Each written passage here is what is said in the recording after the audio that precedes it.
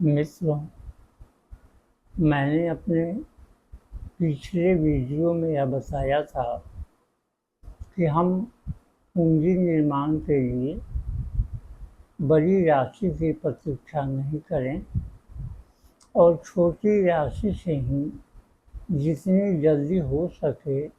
उसे शुरू कर दें, क्योंकि उसे बढ़ने में और मल्टीप्लाई होने में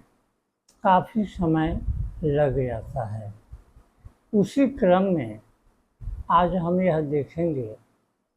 कि जो 3 प्रकार की आय होती है, ऑर्डिनरी अर्न्ड, पैसिव और पोर्टफोलियो, तो इन तीनों प्रकारों में टैक्स की क्या स्थिति है। जैसा कि हम जानते हैं, ऑर्डिनरी जो इनकम है उसके लिए हमें काफ़ी मेहनत करनी होती है और यह राशि हमें वेतन के रूप में, भत्ते के रूप में, विभिन्न प्रकार के सेवा शुल्कों के रूप में आती है, तो डायरेक्ट हमारे अकाउंट में जाती है, जो हमारा अकाउंट परमानेंट अकाउंट या पैन से जुड़ा होता है। इस पर टैक्स हमें सरकार के स्लैब के हिसाब से देना होता है। दूसरा जो प्रकार है पैसिव इनकम का, उसके अंतर्गत जो कहीं भी हम एक बार पूंजी लगाते हैं और अस्थायी रूप से वहाँ से हम इनकम प्राप्त करते हैं, जैसे मकान किराया हुआ या किताबों की रॉयल्टी हुई, ये राशि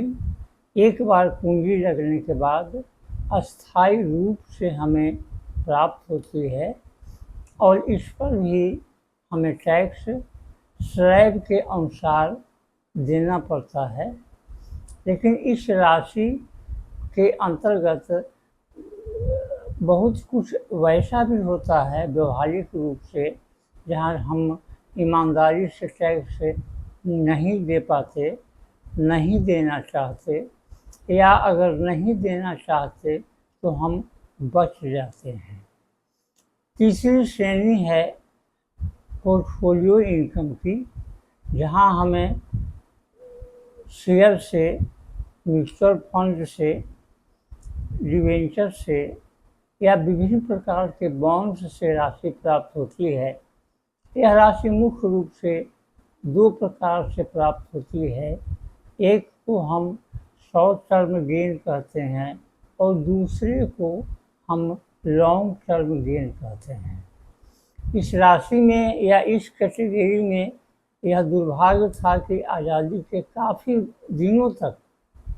कई दशकों तक इस पर कोई टैक्स लिया ही नहीं जाता था, लेकिन बाद में चलकर संभवतः 2003 में, जिस समय वाजपेयी की सरकार थी, उस समय पहली बार इस पर टैक्स लगाया गया और धीरे धीरे सरकार को यह लगा कि इस स्रोत से भी हमें अच्छी आमदनी हो सकती है और अब सरकार इस पर विशेष ध्यान दे रही है। इसके अंतर्गत कोई भी शेयर हम जिस दिन खरीदते हैं उसके 1 साल के अंदर अगर हम उसे बेच देते हैं तो उससे जो हमें लाभांश प्राप्त होता है वह शॉर्ट टर्म गेन कहलाता है और उस पर हमें 15% टैक्स देना पड़ता है। दूसरी तरफ जिस दिन हम शेयर खरीदते हैं, अगर हम उसको 1 साल के बाद कभी भी बेचते हैं, 2 साल पर, 5 साल पर, 10 साल पर, तो वह लॉन्ग टर्म गेन कहलाता है और उस पर हमें 10 से 12%, 12.5% टैक्स देना होता है। अगर ऐसी परिस्थिति में हम तीनों प्रकार की तुलना करें, ordinary earned income, passive income और पोर्टफोलियो इनकम, तो इसमें सबसे अधिक टैक्स हमें उस श्रेणी में देना पड़ता है जहां हम सबसे अधिक मेहनत करते हैं, जिसके लिए हम दिन रात एक कर मेहनत करते हैं, और उस श्रेणी में सबसे अधिक टैक्स है। अगर देखा जाए तो 5 करोड़ या उससे ऊपर होने पर उस राशि पर हमें करीब 39% टैक्स देना होता है। जबकि पैसिव इनकम, जिसमें किराया और रॉयल्टी शामिल है या दूसरे प्रकार के अस्थायी संपत्ति से जो इनकम है वह शामिल है, उस पर तुलनात्मक रूप से हमें कम टैक्स देना होता है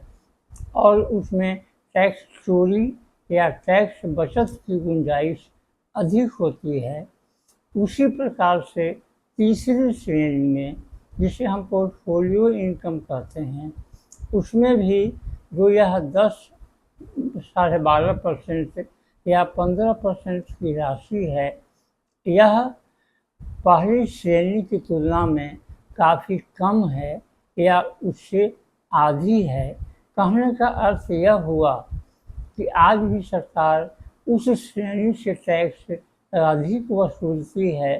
उन लोगों से टैक्स अधिक वसूलती है जिनकी आय मासिक तो होती है,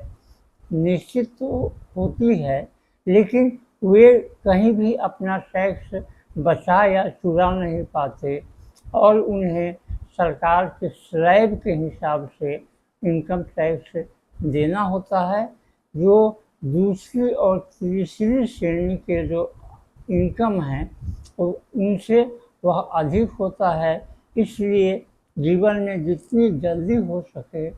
हम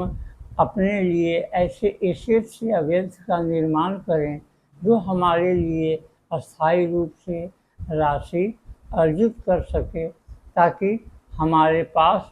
जो मेहनत की राशि है उसकी तुलना में कम मेहनत या बिना मेहनत की राशि अगर आती है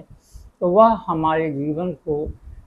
न केवल हमारी ज़रूरतों को पूरा करेगी बल्कि हमारे जीवन को अधिक सुखमय और आरामदायक भी बना पाएगी। इसलिए टैक्स का यह निचोड़ है कि जिस श्रेणी के लोग अधिक मेहनत करते हैं, शारीरिक श्रम करते हैं, मानसिक श्रम करते हैं, कार्यालयों में काम करते हैं और अगर ईमानदार हैं तो बड़ी मुश्किल से वे महीने में वेतन पाते हैं,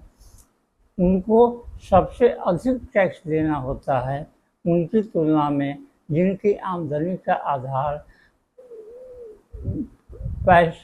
पैसिव या पोर्टफोलियो इनकम है। इसी तथ्य के साथ आज मैं अपनी बात समाप्त करता हूँ। धन्यवाद।